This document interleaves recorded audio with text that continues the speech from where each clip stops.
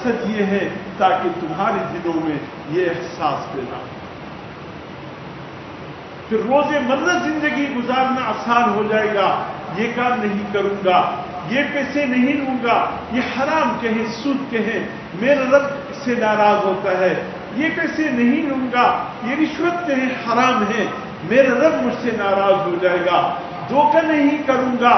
میرے رب نے فرمایا اپنے حبیب کی زبانی من غشنا فلیس منا، جس نے دھوکہ کیا کسی انسان سے، حضور صلی اللہ علیہ وسلم فرماتے ہیں وہ میری امت میں سے نہیں ہے.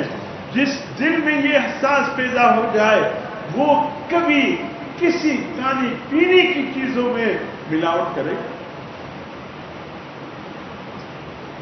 آج ہمارے بیدوں کا ستیہ ناش کرنے والے یہ ملاوٹی لوگ، اللہ انہیں ہدایت دے. اگر ان ظالموں کے قسمت میں ہدایت نہیں ہے، اللہ اس قسم کی ملاوٹی لوگوں سے زمین کے سینے کو پاک کر دے. خدا جانے ہمیں مکانی کے نام پر کون سا زہر پلا. آج جب دودھ کا گلاس میرے ہاتھ میں آتا ہے میں دودھ پیتا ہوں تو حیرت کے ساتھ یہ دودھ ہے، پتہ نہیں کون سا کیمیکل ملا کر کے ہمیں دودھ. اللہ پاک تو فرماتے وَإِنَّ لَكُمْ فِي الْأَنْعَامِ لَعِبْرَةً نُسْقِيكُم مِّمَّا فِي بُطُونِهِ مِن بَيْنِ فَرْثٍ وَدَمٍ لَبَنًا خَالِصًا سَائِغًا لِلشَّارِبِينَ. اللہ رب العزت فرماتے ہیں میرے بندو جانوروں میں بھی ہم نے تمہارے لیے عبرت رکھی. جب تمہارے ہاتھ میں دودھ کا گلاس آئے جانور بن کر ہضم نہ کر جایا کر. دودھ پینے سے پہلے ایک لمحے کے لیے سوچ لیا کر کہ یہ دودھ تمہارے پاس آیا کہاں سے. اللہ نے ایک بینز، سیاہ کلر کا بینز، اس کی سیاہی کو اس دودھ میں شامل ہونے نہیں دیا. اس کی رگوں میں دوڑنے والا خون کی امیزش کو اللہ نے اس دودھ میں شامل ہونے نہیں دیا. اس بینز کے پورے میدے میں سوائے گوبر کے اور کچھ نہیں. اللہ نے گوبر کی بدبو کو اس بینز کی دودھ میں شامل نہیں ہونے دیا. اللہ جانتے ہیں میرا بندہ بڑا نفیس مزاج ہے. اگر کوئی تالی اس کے سامنے کھانے کے لیے رکھ دیا جاتا ہے، معمولی ڈبہ ہوتا ہے تب بھی وہ ہٹا دیتا ہے کہ یہ دھلا ہوا نہیں ہے.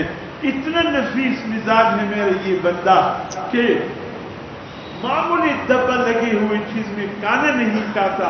اگر پانی کے گلاس میں کوئی چمکا بھی آئے کہتے بھائی یہ ہٹا دو، بھائی چمکا ہٹا دو، نہیں بس پانی کو ہٹا دو، صاف پانی لاؤ.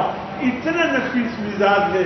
اللہ جانتے ہیں کہ مجھے علم ہے اگر اس دودھ میں میں نے بینز کی سیاہی کو شامل ہونے دیا، خون کے امیزش کو شامل ہونے دیا، گوبر کی بدبو کو شامل ہونے دیا، میرا بندہ اس دودھ کو ہاتھ بھی نہیں لگائے گا.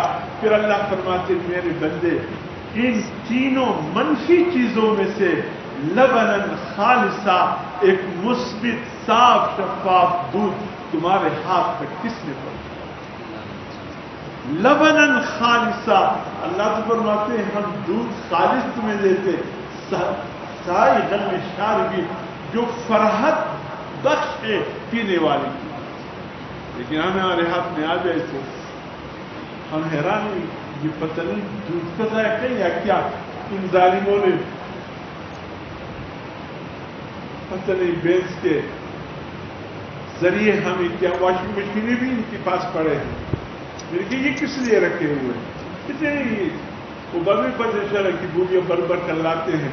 اصل دودھ وہاں بن رہا ہے، یہ بینز بڑا انعام دے رہا ہے. یہ بھی اللہ سے صلہ مانگنے کی انتظار کی ہو.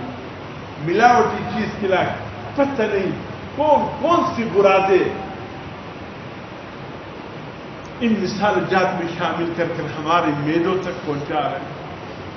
میرے محترم دوستو، اگر یہ احساس پیدا ہو جائے، ہمارے دل کے اندر احساس پیدا ہو جائے کہ جن چیزوں سے اللہ اور اس کے رسول نے ہمیں روکا ہے، منع کیا ہے، خدا کی قسم کھا کر کہتا ہوں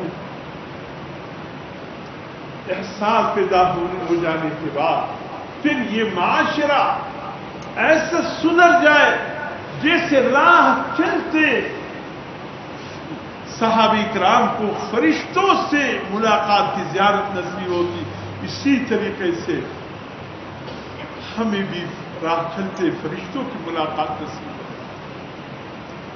لیکن